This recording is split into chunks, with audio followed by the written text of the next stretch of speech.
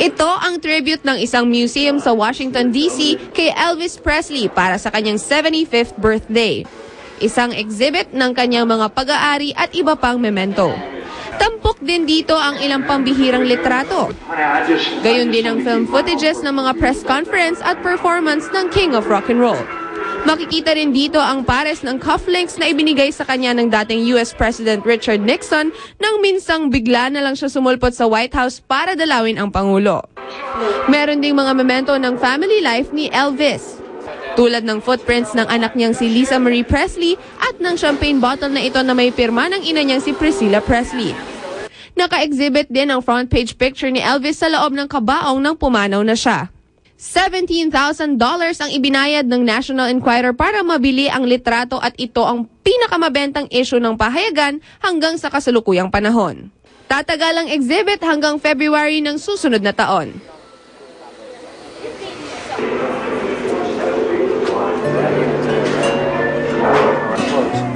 Tony Rose Gaida balik trabaho na sa Itbulaga ilang araw matapos pumanaw ang kanyang anak na si Edward James Lim. Ayon sa actress host, nais niyang gawing therapy ang trabaho para naman daw kahit papaano ay mabawasan ang kanyang pagluluksa. Sinisikap daw ni Tony Rose na maging matatag para sa isa pa niyang anak at sa kanyang inang si Rosa Rosal. Aminado naman si Tony Rose na paunti-unti ang pagtanggap niya sa pagkawala ng kanyang anak.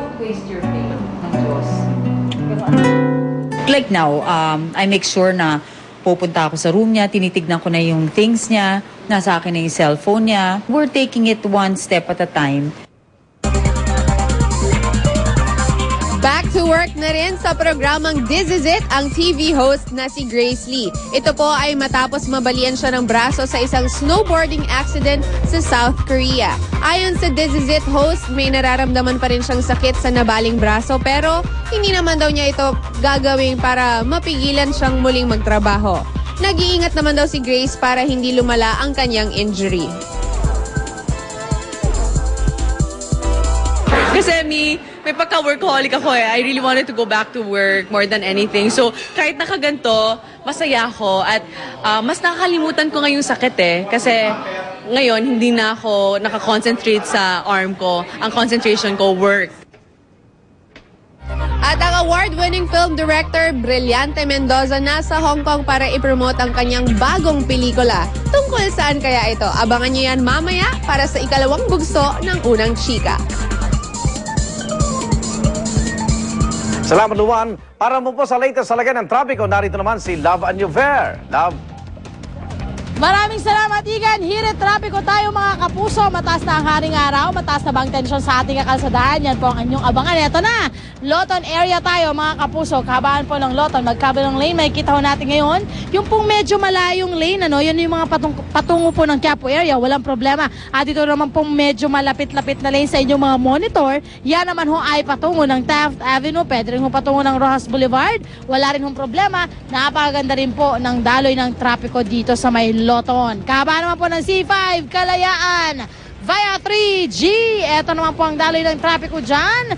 Yung pong nasa kaliwang bahaging lane ng C5 Kalayaan ay patungo po ng South area or patungo ng Makati or Market or Taguig. At yung going to Pasig naman po ay nasa kanan. Pareho naman pong mais.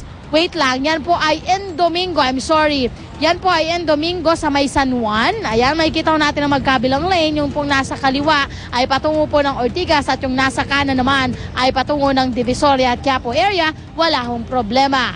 Isusunod ho natin ang kalsadahan ay ang kahabaan ng EDSA Kamuning Flyover. Makikita ho natin yun ang kaliwang bahaging lane na walang problema. Yan ho ay patungo ng norte at patungo ng monumento. Ang kanang bahaging lane naman, nagkakaroon na po ng pagbigat sa may pagbaba ng flyover hanggang makarating ng Cubao ay nahihirapan ng makalusot ang ating mga motorista patungo po ng Makati. And makikita ho natin sa may bandang unahan pa ng Cubao na nagkakaroon na ng mas mahirap na paglusot yung ating mga motorista. Ang isusunod ho natin ay ang kahabaan ng EDSA Guadalupe na hilahod na rin ho ang daloy ng trapiko. Makikita ho natin ang kaliwang bahaging lane. Yan ho ay patungo ng Makati area. Mas dagsa po ang mga motorista dyan. Yung kanan, medyo mas okay po ang kanilang pagbiyahe.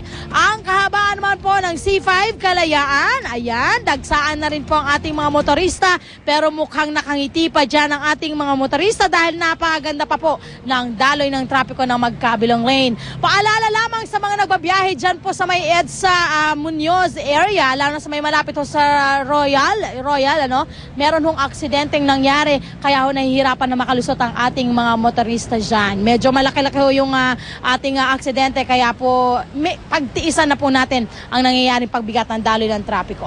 At dyan po muna ang aking update sa ating mga kalsadaan sa Metro Manila. Ako pa rin po nag-isang reyna ng kalsada, Love Annuver. Balik sa iyo, Igan.